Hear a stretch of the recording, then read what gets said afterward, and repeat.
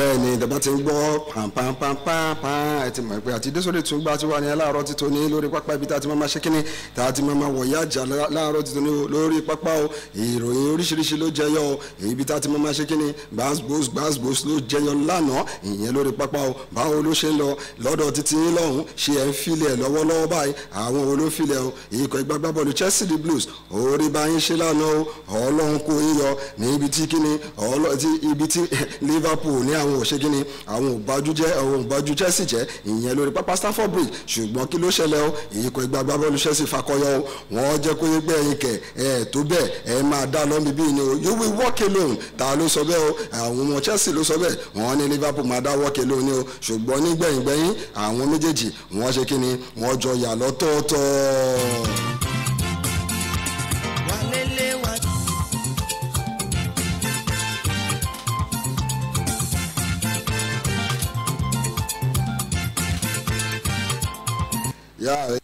bẹ́ẹ̀ ni ǹjẹ́ jẹ́ mọ̀ wípé èèyàn kan ti sọ o òun fọhùn síta o òun sọ wípé ẹ má fojú pa wá rẹ́ o ẹ má fojú di wá tẹ ẹ bá fojú di wá òun ṣe kí ni òun ṣe ní láàánú fún yín wípé ìyá rẹ̀ má bá ń bẹ o ta ló sọ pé ká má fojú pa wọn rẹ́ ìyẹn Jonas Mendes ta ni Jonas Mendes ìyẹn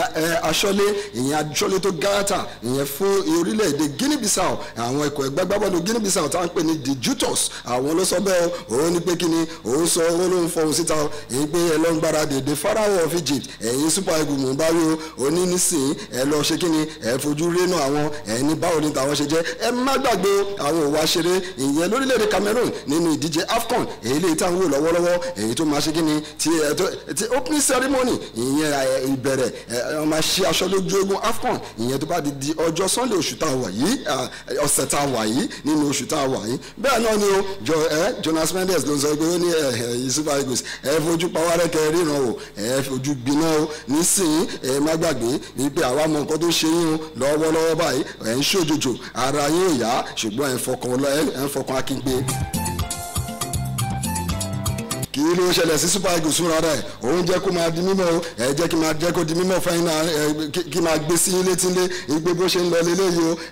ní ikọ̀ ìgbàgbọ́bọ́ọ̀lù Super Eagles ìyẹn ní camp ní ìlú Àbújá ìròyìn jẹyọ oríṣiríṣi ló jẹyọ kí ló ṣẹlẹ̀ lánàá o àwọn mẹ́tàlá ló ṣì wà nínú ló wà ní camp o ní ibi tí wọ́n ti ṣe gbáradì fún ìfẹsẹ̀wọnsẹ̀ ilé tó máa wáyé ní ìdíje AFCON ìyẹn tó bá ti di kíni ọ̀sẹ̀ tó ń bọ̀ ní Super Eagles máa kọ́kọ́ ṣe kíni ló máa wà kó pẹ̀lú Pharaoh of Egypt kí ló wá ṣẹlẹ̀ o àwọn mẹ́tàlá ni wọ́n ṣe kíni ni wọ́n dé sórí pápá o àwọn mẹ́tàlá ló yìí ṣe kíni ló ń ṣe training ṣé àwọn mẹ́tàlá la fẹ́ kó lọ ni ààrẹ tí àwọn tó kú ta ló sọ bẹ́ẹ̀ gbogbo ẹ̀ àmàgbèsè ilé tí bẹ́ẹ̀ ni ilé la fi máa bẹ̀rẹ̀ tó wá lórí pápá títí wa ní Tungba FM ní àárọ̀ ti tòní lẹ́ni tó jẹ́ ọjọ́ kẹta oṣù kínní ọdún 2022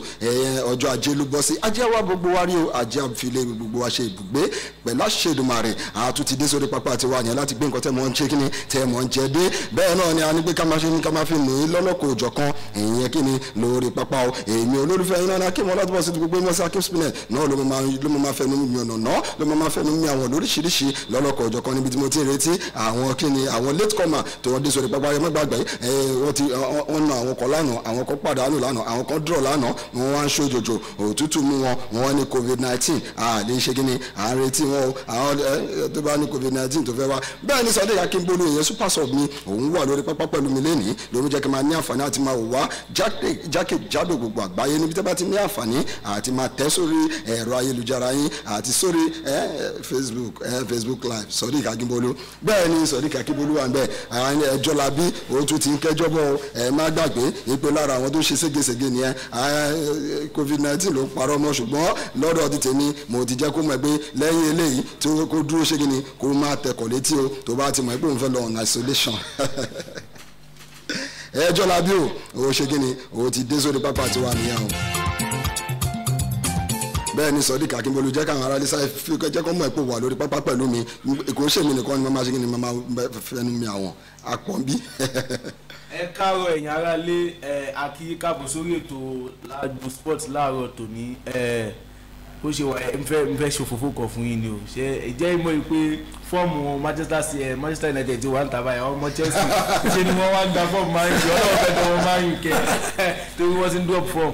Sodiq ọmọ Akínbólú ni orúkọ tèmi tí wọ́n ń lónìí fẹ́ mímọ́ sí Super Sub ó ti ẹ̀dùnmọ̀gbé tó bá ti gbá wa wọlé báyìí àwa mi àwọn lọ́n ti wà náà ọ̀rọ̀ ayọ̀ mọ́sí tó yà mẹ́ ẹ̀sìn tó ń tẹ́tí sí wa. bẹ́ẹ̀ ni ẹjọ́ labi ó ti gbẹ́jọ́ dé ẹjọ́ labi ní jẹ́ káwọn ará iṣẹ́ jẹ́ kọ́mọ̀ ipò tí ẹjọ́ ti balẹ̀. ẹ káàárọ̀ gbogbo ilé ẹ káàárọ̀ orúkọ tèmi ni Michael Bátúndé láti gbogbo yín mọ̀ pé tẹ́mọ̀ sí ẹjọ́ labi ẹjọ́ dowó Man U ẹ káàbọ̀ sórí ètò. bẹ́ẹ̀ ni ẹ káàbọ̀ sórí ètò ẹjọ́ labi ló ń ṣe kí ni ló ń di agbèrè ló ń jẹ́ kẹ́ máa mọ̀ ipò òun ti wà lórí pápá pẹ̀lú mi níbi tá a ti ṣe kí ni láti star pépè láti máa bá fẹnu mi àwọn fún yín lọ́lọ́kan òjọ̀kan ẹ jẹ́ kí n máa fi tó yín létí o ìgbé ǹjẹ́ ẹ jẹ́ mọ̀ pé lónìí nínú ìfẹsẹ̀wọnsẹ̀ tó wáyé lánàá láàrin Manchester City àti láàrin Liverpool àti Chelsea òun ló jẹ́ kẹ́ mọ̀ pé Mo Salah òun ti ṣe kí ni òun ti di ẹni kejì lẹ́yìn Kevin De Bruyne tó máa mi àwọn mẹ́rin against Chelsea lọ́wọ́lọ́wọ́ De Bruyne òun ni ló ṣe kí ni lẹ́ni àkọ́kọ́ tó máa mi àwọn nínú ìgbà tí gbé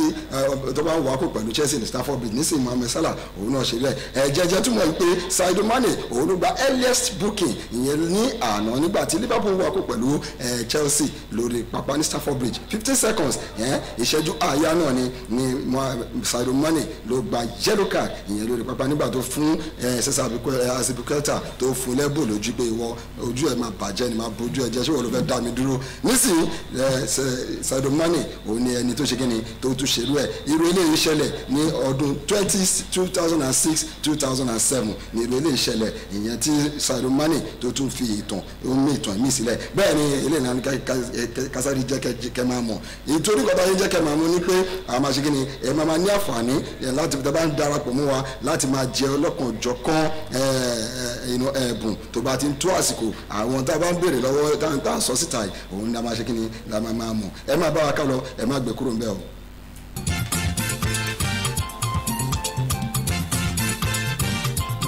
òyà ní pápápá ìjẹ́ kásáré di nínú ilé lálọ́ kí ló ṣẹlẹ̀ ìròyìn jẹyọ lánàá pé nínú ìfẹsẹ̀wọnsẹ̀ eléyìí tí Nàìjíríà ń gbáradì ìdíje AFCON eléyìí tó mọ wáyé lórílẹ̀‐èdè Cameroon jẹ́ ká máa gbé tó yín lé ká máa fi tó yín létí o mo wà ń bẹ̀ o mo rí o mo wo bó ṣe ń lọ ìyẹn lórí pápá ní Àbújá lánàá níbi tí wọ́n ti ṣe kíni tí wọ́n ti ṣe ìgbáradì àwọn mẹ́tàlá ló wà lórí pápá ló wà lórí pápá jẹ́ kí n máa sáré kà fún yín o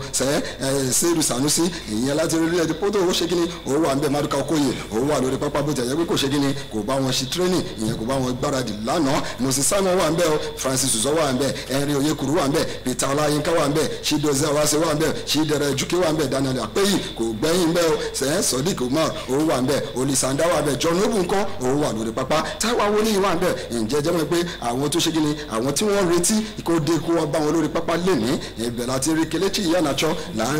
retí Wilfred Ndidi àtúwà retí Tani o àrèdí Leon àti mọ̀ pé Leon Balogun ní kó ṣìkò ní àǹfààní àti máa kópa ṣùgbọ́n 2 seconds gan ẹ jẹ́ ká máa nírètí pé 2 seconds òun máa dé wá bá wa ẹ má gbàgbé wípé ikọ̀ ìgbàgbọ́bọ̀lù Watford ẹ̀yìn ibi tí 2 seconds ti wà kó òun ti jẹ́ pé ó pé òun ní fi Emmanuel Dennis sílẹ̀ nísìnyí àti gbà fọlọ́run àti gbà tiwa fún kámú Emmanuel Dennis kò ní àǹfààní àti máa wá ẹ jẹ́ kí n tún máa fi tó yín létí pé lọ́wọ́lọ́wọ́ bá ìròyìn tún jáde o ibo ló ti jáde láti orílẹ̀-èdè Saudi Arabia ni ìròyìn wo ló jáde Al-Shabaab ti bá ní Al-Shabaab òye kí ọkùnrin lágara kẹmọ ibi tí mò ń lọ nìyẹn ìyẹn ọjọ́ Jude Igalo ẹ má gbàgbé pé òun náà tún ní ẹni tí à ń retí igbó máa ṣe kí ni ó máa mi àwọn Balógun tó máa mi àwọn fún wa lẹ́yìn ìgbà tí Victor Osimhen ní àǹfààní àti máa kópa ṣùgbọ́n nísìnyí ìròyìn ti ń jáde o bó tiẹ̀ jẹ́ pé à ń dúró kí NFF kí àwọn náà tún sọ̀rọ̀ síta bóun wọn kọ́ sọ̀rọ̀ bóun wọn kọ́ máa sọ̀rọ̀ àwa máa rí àwa máa sọ a máa jẹ́ kọ́ mọ̀ pé kùdìẹ̀kùdìẹ̀ yìí ọ̀dọ̀ wọn ló ti ṣe kí ni ló ti wá nísìnyí Al-Shabaab ti jẹ́ kó yé o wọ́n láwọn ní fi ọjọ́ Jude Igalo sílẹ̀ ìgbé kó wá ṣe kí ni kó wá kópa nínú ìdíje AFCON ìyẹn fún Super Eagles kí ló dé o wọ́n ní pé torí pé kí ni ó kù díẹ̀ káàtó fún NFF tí wọ́n ti tẹ àtẹ̀síta irun tó ṣẹlẹ̀ sí Emmanuel Dennis náà ló ṣẹlẹ̀ lọ́wọ́lọ́wọ́ wọ́n ní ẹ má gbàgbé ipe ọdẹ Jude Igalo òun ní ẹni tó ṣe kí ni tó ṣe dáadáa fún àwọn lọ́wọ́lọ́wọ́ òun ní ẹni tó dáńtọ́ tó ń jẹ́ kí àwọn lè push fún title ìyẹn ní orílẹ̀-èdè Saudi Arabian League lọ́wọ́lọ́wọ́ báyìí ẹ má gbàgbé ipò kejì ní Al-Shabaab wà lórí tébù nínú ìfẹsẹ̀wọnsẹ̀ eléyìí tó wáyé lópin ọ̀sẹ̀ ọdẹ Jude Igalo òun ló mí àwọn eléyìí tí Al-Shabaab fi borí wọn borí Al-Ahly láti ta bẹ́ẹ̀ ni òkè ìta náà wà ṣùgbọ́n ọdẹ Jude Igalo òun ló jẹ́ kan borí ìfẹsẹ̀wọnsẹ̀ nísìnyí òun ti jẹ́ kí ọdẹ Jude Igalo kó ní 10 goals bẹ́ẹ̀ ni ó ti mi àwọn lẹ́ẹ̀mẹ́wàá ọ̀tọ̀ọ̀tọ̀ nínú 14 games ìyẹn mẹ́rìnlá tó ti kópa fún Al-Shabab ní sáà tí a wà yìí nísìnyí kọ́ Al-Shabab ti jẹ́ kó yó wọ́n ní ó wúlò fáwọn ju Super Eagles lọ àwọn ò ní filẹ̀ kó wá nísìnyí má gbàgbé à sọ pé Emmanuel Dennis àgbọ̀ bọ́ọ̀lù ọwọ́ iwájú èyí lè ta retí wọn ní Watford ní òun ò ní jẹ́ kó wá ìyẹn club tó ṣe kíni tó ti ń tukọ̀ nísìnyí ọdẹ ọjọ́ ìgálò àwọn Al-Shabab dá wọn ò ní filẹ̀ kó wá má gbàgbé Victor Osimhen ìyẹn ò ní àǹfààní àti máa kópa kí ló ṣẹlẹ̀ lọ́wọ́lọ́wọ́ báyìí rí pé Super Eagles ń ṣòjòjò má gbàgbé àwọn mẹ́tàlá ló wà lórí pápá Sodiq Akínbólú orí nǹkan tó ṣẹlẹ̀ sí wa báyìí gbogbo wa tá a ti lérí léka tá a ti lérí fún kọ̀ọ̀kan Super Eagles ló máa gba AFCON Super Eagles wà nílé orí wọn wà níbẹ̀ àti pọ̀ tó àti da tó nísìnyí oríṣiríṣi ìròyìn ló ń jáde tó ń jẹ́ kó yé pé lọ́wọ́lọ́wọ́ tíìmù Super Eagles wọ́n ń ṣòjòjò ǹjẹ́ wọ́n rí pé tíìmù yìí tí ò bá tún sí ọdún Jude Gallo ń bẹ̀ tí ò sí Emmanuel Dennis bẹ̀ tí ò sí Victor Osimhen bẹ̀ àní Táíwò Awoniyi àdẹ̀ní àtún ní ẹ̀rí Oyekuru ṣé àwọn méjì ta ni wọ́n lè gbé wa dé ilẹ̀ lérí ìyẹn tá a bá ti ṣe kí ni tá a bá wà kò kẹ́ má gbàgbé June tó bá ti di ọjọ́ Àlàmísì ikọ̀ ìgbà agbábọ́ọ̀lù Super Eagles ńkọ́ wọ́n máa fò lókè wọ́n máa lọ balẹ̀ ní Lugarwa ibo ní Lugarwa ìyẹn ní orílẹ̀-èdè Cameroon níbi tí ìdíje AFCON tó ti máa kópa ta ló Sodiq ṣé wọ́n rí pé preparation yìí ó solid tó láti gba ife ẹ̀yẹ AFCON. gẹ́gẹ́ bí ojúwe NFF wọ́n ṣe dáadáa rárá tábà ní pé ká má parọ́ báwo ni ẹ ṣe máa tẹ newsletter ẹ fẹ́ gba àwọn players báwo ṣe máa tẹ newsletter late FIFA ní specific time tí wọ́n dẹ̀ ti fún ní specific time. ẹ wá exceed time débi pé àwọn teams gan wọ́n ti ṣe kí ni wọ́n ti build lórí players wọn ẹ mọ̀ pé plan máa ń wà lẹ̀ wọ́n yẹn ti ní plan tiwọn tẹ́yìn ò bá ní plan tiyín plan tó ti wà lẹ̀ wọ́n yẹn lè jẹ́ kí wọ́n lè jẹ́ kí wá dispute plan tiwọn so bí ó ṣe rí nìyẹn and secondly ṣé àwa tí a fẹ́ lọ gba AFCON lè jẹ́ pé àti ẹ̀ tí wà prepared 13 players tó ṣì di out of 28 players ṣé 13 out of 28 ṣé ọ̀gbà ọlọ́run yókù máa dé tàyẹ̀sì máa gel papọ̀ I think nǹkan tí a lè ṣe lélẹ̀ because this is an existing problem and I think a solution to it is tí a bá lè ṣe kí ni ká wọ àwọn hungry players tó wà nínú professional league wa NPFL wa bẹ́ẹ̀ ni àwọn players yẹ pé ká wọlé padà bẹ́ẹ̀ ni tá bá lè kún wọn wọlé àwọn players yẹ pé kò nídìí gamalọ́jì káwọn tó kí òkú máa bẹ̀bẹ̀ pé ẹjọ́ ẹ pé wá. bó ṣe kó rí ni kò yẹ pé players kò lọ́wọ́ máa fi wá ṣakọ̀ irú the likes of Ademola Lookman gba tí wọ́n ti kọ́ ní England lóyè ṣe ń sọ pé òun fẹ́ máa bọ̀ ń bì kò yẹ kó máa rí bẹ́ẹ̀ thirdly èmi rí i pé ó dàgbà àwọn teams yìí àwọn clubs yìí lókè òkun yẹn wọ́n fancy AFCON wọ́n gbé gẹ́gẹ́. ṣé wọ́n rí pé lábala yẹn ní pápápá jẹ́ kí sáré béèrè ẹjọ́ la bí ṣé wọ́n rí pé látara eléyìí àwọn FIFA wọ́n ní láti tètè ṣe kíni wọ́n ní láti jẹ́ kó tètè come in kí wọ́n tètè wọlé sí ìgbé ìdíje AFCON àwọn ti kóyún ẹ̀kẹ́rẹ́ ìyẹn lókè òkun lọ́hùn àwọn Europe wọ́n bu ẹnu àtẹ́lu AFCON ṣé lọ́dọ̀ ti tèmi ṣé kò ṣe pé ọ̀rọ̀ bí ká sọ pé ẹlẹ́yàmẹ̀yà òun fẹ́ wà nínú ẹ̀ ìgbà ò lẹ́sẹ̀ máa sọ pé ẹ lè fi akọ́nimọ̀ọ́gbá agbábọ́ọ̀lù sílẹ̀ kó lọ ṣojú orílẹ̀-èdè bàbẹ́ tó lè jẹ́ pé tẹ̀yin bá ń kópa ẹ ní sọ irú ilé fún ara yín ẹ máa fara yín lẹ̀ ní pápápá. Spinet tẹ bá wo bí ilé ayé ṣe rí tó bá ṣe gbé ẹrù ẹ ló máa ṣe bẹ́ẹ̀ gbé bí Nàìjíríà bá ṣe gbẹ́rù wa làwọn òyìnbó yẹn náà ṣe ń bá wa ń gbé a ti ṣògbé dàbí pé a nífọkànsìn àmọ́ nǹkan tá à ń ṣe àmọ́ nǹkan tá a fẹ́ Egypt ti wà ń bẹ̀ àwọn òde ibì kan àti ẹ̀tí ìmọ̀ yẹn tó ń bọ̀ 13 players tó ṣì wà ń lẹ̀ out of 28 tí mo là ń lọ gógó where are we going. nípa ti AFCON yẹn pé àwọn ọmọ sọ pé bónígbà bá ṣe gbé báyìí lọ ṣe máa bá gbé àwọn agbó rebrand ara wa ó yẹ ká rehabilitate ká ṣe kí ni kí a tú ara wa ká reform ara wa ká tún gbogbo ẹ̀tọ́ lábá tún gbogbo ẹ̀tọ́ àwọn gan wọn máa ṣe kí ni wọ́n máa wo inú league wa gan máa mú players. bẹ́ẹ̀ ni lọ́dọ̀ tètè mi ní pápápá ọ̀nà àtúntò tó ta lè gbà yẹn látara ká lè rebrand bí ọ̀rọ̀ super sub yẹn ní lórí pápá lọ́dọ̀ tètè mi láàárọ̀ tètè ní òun ni pé àwọn tó ń tukọ̀ ìyẹn tó ń tukọ̀ CAF ìyẹn là ń pè ó mọ̀sípè là ń jẹ́ kó yé pé láwọn ọ̀nà tá lè gbà rebrand ni pé ẹ má ṣe kíni ẹ má gbẹ́kẹ̀lé wọn jù ẹ má ṣe kíni ẹ má rò pé tí wọ́n bá gbówó wá tí wọ́n bá ṣe anything àlè ṣe àṣeyọrí ìyẹn nílẹ̀ adúláwọ̀ èyí lè tó fà á tó yẹ pé eléyìí gan ẹ má jẹ́ kí ẹ jẹ́ kí líìgì tó wá tá à ń gbá nílẹ̀ adúláwọ̀ ìyẹn CAF Champions League tiwa náà ẹ jẹ́ kó strong dáadáa ẹ jẹ́ kó múlẹ̀ dáadáa ẹ wá sponsors ẹ ṣe kí ni ẹ kó síbẹ̀ tẹ bá rí sponsors dáadáa kò ní sí player tó máa fẹ́ lọ sókè òkun ìyẹn ló máa gbá bọ́ọ̀lù a máa wà nílẹ̀ adúláwọ̀ eléyìí kọ́ ó máa lè jẹ́ káwọn náà kí wọ́n ṣe kí ni kọ̀ọ̀kan ká má gbàgbé ìpè gbogbo àwọn players ìyẹn nílẹ̀ adúláwọ̀ tí gbogbo wọn tẹkọ̀ létí lọ sókè ta lórí owó ni o ìsọ̀rọ̀ lórí owó ni ó ṣe pé bọ́ọ̀lù òkè ìta lọ́hùn bọ́ọ̀lù Europe àbí bọ́ọ̀lù Cyprus àbí bọ́ọ̀lù Russia àbí bọ́ọ̀lù Belgium ló dájú bọ́ọ̀lù Africa lọ ṣùgbọ́n torí pé owó wà ń bẹ̀ competitiveness wà ń bẹ̀ bẹ́ẹ̀ ni glamour wà ń bẹ̀ eléyìí nǹkan tó ìdíje Europe wọ́n gbá Europe láàrin COVID-19 àwọn èèyàn ló ń wòran èrò pọ̀ lórí pápá kò sí ẹlẹ́yàmẹ̀yà kò sí pé kinní kan ṣùgbọ́n kí ló dé tó ṣe jẹ́ pé nígbà tí ó kan AFCON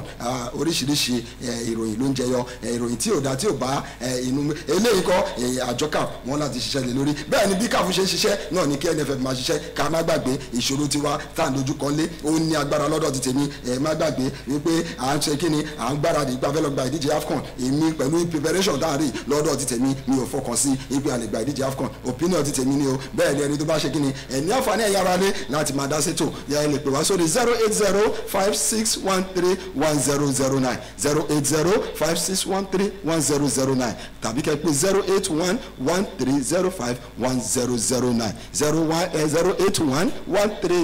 08113051009 bóde yẹ pé ṣẹlẹ̀ fẹ́ tẹ àtẹ̀jíṣẹ́ fún wa náà nìyẹn WhatsApp ẹ lè ṣe sórí 09153250156 09153250156 bẹ́ẹ̀ ni ẹ jẹ́ ká máa sọ nípa pàápàá hello.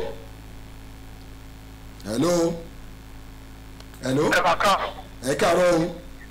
nípa pápá orúkọ yín o. akínọmọ akín láti ìlú Ṣàgámù. akínọmọ akín láti ìlú Ṣàgámù ẹ ṣe bẹ́ẹ̀ yín dá sétò. mo kí student mo lè kí gbogbo ẹ̀yin tẹ̀ wá bẹ́ẹ̀. ẹ káàárọ̀ sà ọjọ́ ayọ̀ ni gbogbo ọmọ àṣẹ. àmín.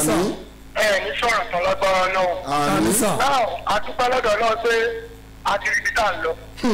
out of 28 a ti rí 13. bẹ́ẹ̀ni. so nínú 13 yẹn sọ́dọ̀ yẹn ti gbé àwọn méjì sí mẹ́ta ò bá wọn ṣe training. ikọ̀ ò ṣe training. ikọ̀ ò ṣe training. club ní ghana tó wà ní camp kì í ṣe 13. ẹ̀jẹ̀ ká nínú òdodo ọ̀rọ̀ ní kó má sọ òun. 2022 ẹ̀jẹ̀ ká mọ bí tá à ń lọ. náà nǹkan tá à ń lọ ṣe lásìkò ni pé à ń lọ fún ọ̀rọ̀ ni kì í ṣe pé à ń lọ fún competition. ẹ ṣe sà. òdodo ọ̀rọ̀ ní kó má sọ òun. náà ṣé wọ́n ní àwọn ọ̀rọ̀ fẹ́mi fẹ́ ta ọkùn tó ń wà ní adarí football aspect. bẹ́ẹ̀ni. ṣé ní gbogbo àwọn èèyàn tí wọ́n wá bá kọ́ ẹ̀ mo bẹ̀rẹ̀ fún yín wọ́n kọ́ qualifier gbogbo ọmọdé. ìkọ́ wọ́n mọ̀ ìṣe gbogbo àgbáyé ló fẹ́ wu àwọn. wọ́n rí ọmọbìnrin lọ́wọ́ yín ìjọba ni wọ́n ń bá Ferdinand ní Argentina àbí Portugal. ìrànwọ́ bẹ̀rẹ̀ méjèèjì kan ìmọ̀lẹ́yìn which is Ronaldo and Messi. wọ́n ti débẹ̀. wọ́n ti débẹ̀. ẹgbẹ́ bá mi ti wọ́n àwọn ẹni tí wọ́n ti tó ìlànà wọn ni wọ́n wá ń kẹ́ pálẹ̀ wá lórí kì í ṣẹ́jọ́ wọn náà nígbà tí wọ́n lọ sí àwọn right channel tí wọ́n lọ wo àwọn ọmọ tí wọ́n ń dáwà lọ́sọ̀dì lájẹ́kúlẹ̀ ní ẹ̀kún káàkiri all over the 36 states. ṣùgbọ́n ọmọ ẹ̀tọ́ lágbára náà ìtọ́jà la máa mú bọ̀. ẹ ṣe bẹ́ẹ̀ ni èèyàn kan jẹ́ kó yé mi nínú àtẹ̀sítábí òun ni this is totally nonsense òyìnbó nìyẹn òun ni is it offside òun ní ṣó lágbára oníṣẹ́ àwọn ikọ̀ ẹgbẹ́ agbábọ́ọ̀lù wọn lágbára ju orílẹ̀-èdè lọ níwọ̀n lágbára o ṣùgbọ́n bá ṣe gbé bá ṣe ṣe kéde ètò tá a ṣe ni àtètè tẹ èyí tó yẹ ká jẹ́ kí wọ́n mọ̀ àtètè jẹ́ kọ́ mọ́ ẹ ló ta ló wà ń bẹ̀. ẹ ló ẹ káàárọ̀. orúkọ mi ni Owólabí David aláṣọlá ti lóògìjọ. Owólabí ní pápápá. Jerry, am I expecting best láti ọ̀dọ̀ Super Eagles? I'm just telling you the truth. Our preparation is too poor, honestly speaking. Preparation wa poor. Ọ̀dọ̀ ló ń ṣe wá lórílẹ̀-èdè number one. Ẹ̀kejì nǹkan tí mo fẹ́ fẹ́ mọ̀ ní pé a lè select 23 teams tó wà òkè ní country tó dẹ̀ máa deliver fún wa excellently. I'm telling you this thing now. Ó yẹ yín Jerry gbogbo àlọ́ òfin lókè òkun yẹn I'm telling you àwọn player tó lè deliver nígbà fún wa wà ní kọ́ńtì ọlọ́run máa ràn lọ́wọ́ ẹ̀mí dídà mọ́. ẹ ṣe àwọn náà sọ bí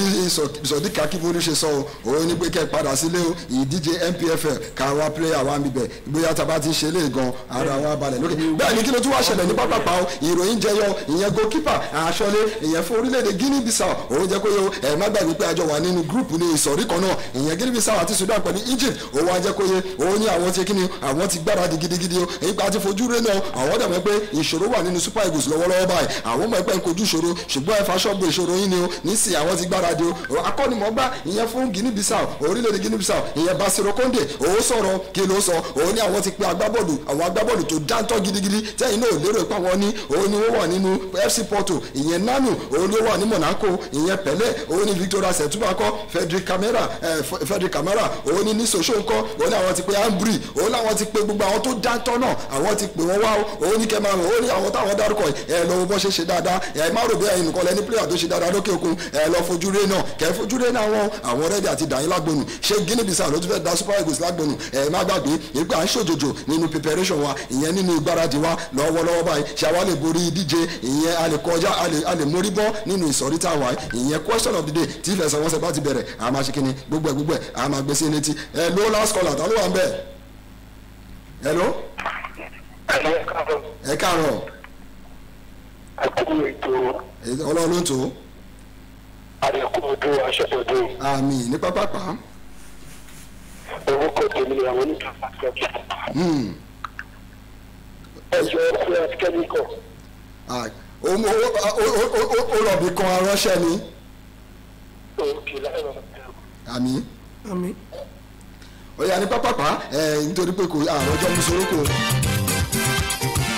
Sodiq oya kasáré tẹkọ̀ létí o ìròyìn jẹyọ ní ibo ló tún ti jẹyọ ìyẹn nínú tennis aláfẹsẹ̀gbá tennis ẹyin orí kóòtù ìyẹn tennis lọ́wọ́ tennis lágbèrè ọ ìbẹ́yìn ibẹ̀ ṣe máa ń pè lọ́dọ̀ tí ṣùgbọ́n lọ́dọ̀ tí wa tennis ni o kì í ló ṣẹlẹ̀ jẹ́ kasáré máa fi tó yín létí pé ìdíje ATP Cup òun ti bẹ̀rẹ̀ nílùú lórílẹ̀‐èdè Sydney ìyẹn ní Australia lọ́hùn kì í ló ṣẹlẹ̀ o níjọ́ Saturday ìfigagbága wáyé o ìyẹn lánàá ìfigagbága wáyé àwọn wọn ni wọ́n borí àwọn tá a ti retí pé wọ́n máa ṣe dáadáa ìyẹn Dani Medvedev ó ṣe kí ni láì ó pàdánù ọwọ́ wọ́ta ló pàdánù sí Ugo Hubbard ni ó mi lé tiẹ̀ bẹ́ẹ̀ ni Ugo ẹ̀ má gbàgbé world number 35 ó bójú world number 2 jẹ́ ni o nínú ìfigagbága yẹn ẹ̀ má gbàgbé Dani Medvedev ó ti ṣe kí ni òun ti jẹ́ ẹni tó ti gba ìdíje yìí ìyẹn tó máa ń pè kíní kan ní 4 level titles ó gba mẹ́rin irú ìdíje ó gba mẹ́rin ọ̀tọ̀ọ̀tọ̀ ìyẹn ní sáà tó kọjá ní ọdún 2021 ṣùgbọ́n nísìnyí kan Ugo ti dá dúró o ti jẹ́ kó yẹ pé kò ń ṣèwọ nìkan ló máa gbá nínú ìfẹsẹ̀wọnsẹ̀ ìfigagbága yẹn wákàtí méjì gbáko ìfà o ti kù ìṣẹ́jú márùn-ún kó pé wákàtí mẹ́ta tí wọ́n ṣe kíni tí wọ́n fi ń wà kó lórí pápá 6-7 7-5 7-6 bẹ́ẹ̀ náà ni Hubbard bó ṣe bójú ẹ̀jẹ̀ ní ẹ ta ló tún ṣẹlẹ̀ kí ló tún ṣẹlẹ̀ Diego Schwartzman òun náà borí títí ẹ 6-1 6-2 bẹ́ẹ̀ ni Kasparov òun borí ìfigagbága tiẹ̀ pẹ̀lú Lajovic bẹ́ẹ̀ ni 3-6 5-7 bẹ́ẹ̀ náà ni ta ló borí o Pablo Carreno òun borí ọmọ orílẹ̀-èdè Italy 4-6-6-7 òun náà borí o ta ló tún borí nínú gbogbo díẹ̀ láàkà nínú gbogbo àwọn ìfigagbága tó wáyé Deminur ó tún borí o ó bájú Matteo Berrettini jẹ́ 3-6-6-7 bó ṣe lọ nìyẹn Alexander Zverev ó ṣe kí ni ó borí Cameron Norrie 7-6-6-1 Jannik Sinner ńkọ́ ó borí Purcell 6-1-6-3 ọ̀gá alasame ó ṣe kí ni ó pàdánù sọ̀wọ́ Fritz 6-7-6 4-6 4-6 bẹ́ẹ̀ ni kí ló ṣẹlẹ̀ Janis Struff ńkọ́ ó pàdánù sọ́wọ́ Daniel Evans 1-6-2-6 bẹ́ẹ̀ ni bí àwọn ìfigagbága bó ṣe lọ nìyẹn nínú ìdíje tennis ìyẹn ní ATP Cup ìgbáradì fún first Grand Slam of the year ìyẹn ní orílẹ̀-èdè Australia bó ṣe lọ nìyẹn kí ló tún jẹyọ ìròyìn jẹyọ níbi ẹ̀ṣẹ́ kíkàn ìyẹn boxing ìròyìn tó jáde ní pápápá WBC àwọn WBC wọ́n ti officially wọ́n ti jẹ́ kó yé o ní pé nísìnyí Tyson Fury àti Dillian White ó ṣeéṣe kó jẹ́ January 7 ìyẹn ọjọ́ kọkànlá oṣù tí a wà yìí ní ìfigagbága ẹ̀ máa wáyé láàrin àwọn méjèèjì ṣùgbọ́n ṣùgbọ́n wọ́n ti jẹ́ kó wọ́n ní owó bítíbitì owó tó bá pa ń bibẹ̀ wọ́n ní Tyson Fury òun ló máa kó 80% níbi tí Dillian White máa kó 20% Sodiq kí ló rí sí fight yẹn. nígbà tí Dillian White bá jẹ ìyà tó jẹ òbítíbitì ìyà tán a tún gbowó kékeré ó tún wá gbowó kékeré. ṣé wọ́n rò bóyá kó fọwọ́ sí ìwé pé a máa jàjà yìí. ó kàn ṣe pé ló bá jẹ́ mi ní omi ìyá ní fọwọ́ sí ni o torí owó ni kókó owó ni kò kẹ́yìn rere nínú ìjà yìí. owó ni kókó bẹ́ẹ̀ ni Sodiq ló ní owó ni kókó nítorí àsìkò. ó yẹ pé Tyson Fury máa ná blue black ni because mi ò rẹ́ni tó lè kojú Gypsy King lọ́wọ́ ẹ̀ ká má parọ́. ó máa ná tó dájú àná blue black ni. ó dájú WBC ring magazine là ń sọ̀rọ̀ ìyẹn linear heavyweight champion Tyson Fury òun ló sọ pé ó máa ṣe kí ni ó máa ná Dillian White blue black ó tún máa gba òbítíbitì owó 80% of owó tó bá pa ẹ̀rí pé lè ṣé mi náà ni lọ́ọ́ máa jà báyìí ẹ̀ bá mi kó bọ̀wọ́ ti tèmi mo fẹ́ bọ́ sórí kíni mo fẹ́ bọ́ sórí ring mo fẹ́ máa jà ọ́ bẹ́ẹ̀ ni ẹ jẹ́ ká ṣe kíni ẹ jẹ́ ká tẹkọ̀ létí o ní pápápá ìròyìn matches wà lánàá ìfẹsẹ̀wọnsẹ̀ àná àti jẹta Arsenal gbìyànjú níjẹta ṣùgbọ́n ẹ̀pà òbóró wọ́n fẹ́ dá Manchester City dúró ẹ má gbàgbé nígbà tí ìfẹsẹ̀wọnsẹ̀ yẹn lọ Arsenal tàbí ọbíọ́ ìyẹn ní first half wọ́n borí ṣùgbọ́n kí ló ṣẹlẹ̀ nígbẹ̀yìngbẹ̀yìn wọ́n tọwọ́ fẹ́ wọ́n fọwọ́ kékeré gbáńlá Man City bojú wọn jẹ́ ìyẹn lórí ní Etihad bó tiẹ̀ jẹ́ ní Emirates bó tiẹ̀ jẹ́ pé àwọn Arsenal wọ́n kùn wọ́n spinet orí nǹkan tó ṣẹlẹ̀ òjòrò ni bẹ́ẹ̀ ni òjòrò máa ń ṣẹlẹ̀ nígbà míì ẹ̀ka mọ́ra nítorí pé ó ti ṣẹlẹ̀ sáwọn kan rí eléyìí ló mú kí Man City kó fẹ́ tébù ó fi fàyè lẹ́ o bẹ́ẹ̀ ni pé èmi ni champions in the waiting lọ́wọ́lọ́wọ́ báyìí 11 point clear ni wọ́n ṣe kíni ni wọ́n ń gbé Chelsea wọ́n ṣe kíni wọ́n fakọyọ wọ́n gbìyànjú lánàá láti rí pé wọ́n close gap pẹ̀lú Man City ṣùgbọ́n ẹ̀pà òbóró bẹ́ẹ̀ ni bí àwọn ìfẹsẹ̀wọnsẹ̀ yẹn ṣe wáyé Arsenal pàdánù sọ́wọ́ Manchester City ní pápá Emirates ìyẹn ní jẹta níbi tí Leicester àti Norwich wọ́n sún ìfẹsẹ̀wọnsẹ̀ yẹn síwájú látàrí àrùn COVID-19 Watford pàdánù sọ́wọ́ Tottenham ilé ló wà ó ní Vicarage mo fọrùn rọ bẹ́ẹ̀ ni níbi tí Crystal Palace ó pàdánù sọ́wọ́ West Ham òun náà fọrùn rọ lé Patrick Vieira wọ́n ṣe kíni wọ́n welcome you are welcome to Premier League bẹ́ẹ̀ náà ni kí ló ṣẹlẹ̀ ní àná níbi tí Brentford ó bá ó ṣe mí lánú Steven Gerrard kò rọ́rọ̀ sọmọ́ ó ṣe kíni wọ́n ti ń jẹ́ kó mọ̀ pé Rangers kọ́ níbí o ò lè máa fò lókè ní gbogbo gbà Brentford nǹkan ó ti ń jẹyà ó bójú Aston Villa jẹ́ 2-1 níbi tí Everton ó gbélé fọrùn rọ́ lọ́wọ́ Brighton and Hove 3-2 Brighton máa ti ń fò wọ́n ti wà ní ipò kẹjọ lórí tébù Benitez Rafa Benitez lọ́wọ́lọ́wọ́ báyìí ìdí ẹ̀ ń gbọ̀n lọ́wọ́lọ́wọ́ bẹ́ẹ̀ náà ni ara ẹ̀ ń gbọ̀n ní ìdí ẹ̀ ń yọrùkù lálálá látara pé kò ṣe kíni kò ṣe dáadáa fún ikọ̀ ẹgbẹ́ agbábọ́ọ̀lù Everton Leeds United wọ́n borí bọ́ọ̀lì o ìyẹn nínú ìfẹsẹ̀wọnsẹ̀ tó wáyé lánàá 3-1 ni wọ́n fi borí o Southampton àti Newcastle wọ́n sún ìfẹsẹ̀wọnsẹ̀ yẹn síwájú látara àrùn COVID-19 Chelsea àti Liverpool àmì méjì ni wọ́n jọ gbá lórí pápá níbi tí kíni Liverpool ti kọ́kọ́ fakọyọ ní first half wọ́n bà ojú Chelsea jẹ́ wọ́n gbomi ewúro sí wọn lójú wọ́n gbó wọn mọ́lẹ̀ wọ́n ṣe wọ́n báṣubàṣu Eduardo Mendy kò ń jẹ góòlù ṣùgbọ́n ó jẹ góòlù méjèèjì tó pé nísìn Eduardo Mendy ó ń jẹ góòlù lóòrèkóòrè nísìn kẹ ẹ má gbàgbé ìpè Chelsea mo rí the coming back of lion and the coming back of champion mo rí spirited Chelsea lánàá nígbà tí wọ́n kí Liverpool mọ́lẹ̀ wọ́n rí pé àwọn ṣe kí ni àwọn ṣe Liverpool bó ṣe wù wọ́n ní first half yẹn náà ni towards the tail end of the first half Chelsea fakọyọ ṣùgbọ́n ní second half wọ́n jọ ṣe kí ni wọ́n jọ yí táyà kanlẹ̀ fẹ́yìn olólùfẹ́ wa bó ṣe lọ nìyẹn nínú àwọn ìfẹsẹ̀wọnsẹ̀ ìyẹn ní díje EPL lánàá kí ló ṣẹlẹ̀ ní La Liga wọ́n ti gọ̀ jù wọ́n tún gbé àgọ́ wọn dé lánàá wọ́n ti bẹ̀rẹ̀ La Liga wọn lánàá La Liga là ń pè ó ìyẹn La Liga Santander níbi tí Real Madrid tí wọ́n borí tébù kí ló ṣẹlẹ̀ sí wọn lánàá wọ́n pàdánù sọ́wọ́ Ẹ̀táfè ló wà ní 1-0 ayò kan sódò ní Atletico òun ṣe kíni òun bojú Rayo Vallecano òun ṣe kíni òun bojú ẹ̀jẹ̀ ayò méjì sódò níbi tí Elche àti Granada wọ́n yí táyà kan lẹ̀ òdo ní Deportivo Alaves òun àti Real Sociedad wọ́n gba ọ̀mì 1-1 ni wọ́n jọ gbá ọ̀mì ni wọ́n ṣe lórí pápá lánàá Real Betis ayò kan ó gbélé fọrùn rọ́ sọ́wọ́ Celta Vigo ayò méjì sódò Real Mallorca òun náà ṣe kíni ó gbélé fọrùn rọ́ sọ́wọ́ Barcelona ṣé Xavi ti padà dé ni ní pápápá. Real Mallorca tí ó sì ń fọ́ọ̀mù tó jẹ́ pé ó wà ní bottom of the table tí ìyẹn wá ní sáfì padà dé tó bá ti di pé tí win wíyá back to back match bíi mẹ́rin àti tó bá wò pé bóyá sáfì ti padà dé àbí ó ti padà dé. báyìí nítorí àní lè gbé pè ní àárọ̀ tó nítorí àsìkò báwo ló ṣe lọ ní díje NPFL lánàá Plateau United ó ṣe kí ni ó gbélé ó bójú Atland jẹ́ ayò mẹ́ta sódò níbi tí Wiki Tourist tó ṣe kí ni ó ṣe MFM bó ṣe wọ́n ó spẹ́ẹ̀lì MFM mẹ́ta mẹ́ta sódò bẹ́ẹ̀ náà ni bó ṣe lọ nínú ìfẹsẹ̀wọnsẹ̀ èyí tó wáyé ní ìdíje NPFL lánàá nìyẹn Nasarawa United ayò méjì sódò ó bojú former champion àbí chikaṣe ní current champion ni wọ́n ní ìyẹn Akwa United ìyẹn ayò méjì sódò ni wọ́n gbà lọ́wọ́ Nasarawa United wọ́n fò lókè má gbàgbé pé ó ṣe dáadáa lókè ta ó di Remo Stars ó dá dúró ìyẹn láàrin ní ọ̀sẹ̀ tó kọjá nísìnyí ó tún wá ná Akwa United má gbàgbé Rivers United òun àti Sunshine Stars rẹ wọn jọ yí táyà kan lẹ̀ ní òdo ní má gbàgbé Rivers United àwọn náà ṣe bẹ́ẹ̀ fún ìyín bá ọ lókè ìta ìyẹn lọ́sẹ̀ tó kọjá ṣùgbọ́n nísìn wọn ò lè ṣe bẹ́ẹ̀ o dàkádà kọ́ Oríyọmí Lawal ó forí yọmí ó fi sèfù dàkádà ńlẹ́ o ayò kọ̀ọ̀kan ló gbọ́ pẹ̀lú Remo Stars nígbà tí wọ́n fẹ́ dá Remo Stars dúró wípé ẹ̀yìn kẹ̀ ẹ̀ tí ń fò lókè ẹ̀ṣẹ̀ dé ní ọmọ kékeré ní Samuel Anakwe ó ṣe kí ni ó dá padà o Kano Pillars ayò méjì sọ́wọ́ sódò ó ba ojú ẹ̀yìn bàjẹ́ ìyẹn ní Sani Abacha Stadium kí ló ṣẹlẹ̀ sẹ́yìn gbà Finidi George wọ́n ti ń jẹ́ kó mọ̀ pé nísìnyí ó ti dé o wọ́n ti ń welcome back to back defeat ìyẹn fún Eyimba Enugu Rangers ayò 4-0 òun na Niger Tornadoes power that is the biggest result scoreline fún ìdíje NPFL ní ibi tí Abia Warrior pẹ̀lú Kwara United máa wà kó lé ní Gombe United pẹ̀lú Lobi Stars tó bá ti di aago 4 ní wọ́n máa wà kó níbi tí Shooting Stars máa gbélé tó máa wà kó pẹ̀lú Katsina United bẹ́ẹ̀ ni bó ṣe lọ nínú ìfẹsẹ̀wọnsẹ̀ ní ìdíje NPFL lórílẹ̀‐èdè Nàìjíríà ni a ní ìrìjú báyìí lọ lórí ètò ṣùgbọ́n ká tó máa dágbére fún Sodiq Akíbólú owó wà ń bí Jọlábí wà ń bí ní àǹfààní àti máa gbé ìpolówó wá 2022 la wà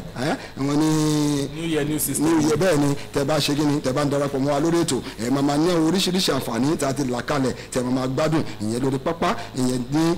Lagbo Sport ní Tungba FM bẹ́ẹ̀ ni tẹ́ bá ti ṣe kí ni máa afẹ́fẹ́ àsìkò jù bẹ́ẹ̀ lọ kẹ́ lè máa ní àǹfààní láti máa gbádùn wa lọ́nà kọ̀ọ̀jọ̀kan bẹ́ẹ̀ ni lórúkọ àwọn akẹgbẹ́ mi lórí pápá lè ní èmi Ọlátúbọ̀sún Akeem tí gbogbo wọn sí Akeem Spinner mò ń ṣe kí ni mò ń fi tó ilé tipẹ́ má gbé kúrò mẹ́tò gbà náà pé bí o tó bá tún di ọ̀la pàdé wa lórí pápá níbi táwọn máa fún ní ìròyìn ọlọ́kùnjọ̀kan ìyẹn bó ṣe ń wáyé nínú ìfẹsẹ̀wọnsẹ̀ àti eré ìdárayá ṣùgbọ́n kó tó gbà yẹn náà máa gbádùn ètò wa lọ́lọ́kùnjọ̀kan ó dàbọ̀.